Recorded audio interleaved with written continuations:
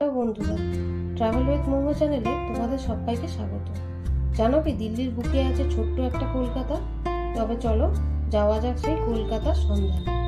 চলে এলাম Chittaranjan park market টুতে। মাছে ভাতে বাঙালি, তাই প্রথমেই চলে এলাম মাছের বাজার। ইলিশ, চিংড়ি, পাবদা, রুই, কাতলা থেকে শুরু করে চেলা, কাচকি কি নেই এই বাজারে। আমিও লোভ সামলাতে না পেরে একটা ইলিশ নিয়ে নিলাম।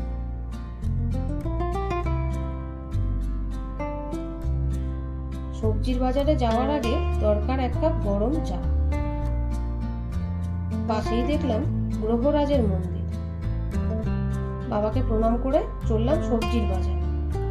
বাঙালির চিরকালীন মোচা, থোড়, নানা রকম শাকসবজি, গন্ধরাজ, লেবু থেকে শুরু করে যাবতীয় মরশুমি ফল সবকিছুই পাওয়া যায় এখানে।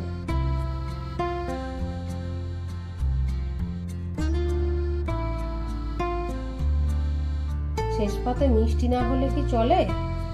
থরে থরে সাজানো গরম রসগোল্লা, পান্তুয়া সহ হরেক রকম মিষ্টি দেখে চোখ জুড়িয়ে যায়। এরপরে গেলাম দাদুর চপের দোকানে। মেনু দেখে জিভে জল আসবে। তারপর গেলাম মাংসের দোকানে। মাংস নিয়ে ফিরে দেখি একটা বাংলা বইয়ের স্টল। কয়েকটা বই নেড়ে চেড়ে চললাম কিছু আচার আর বড়ি কিনতে।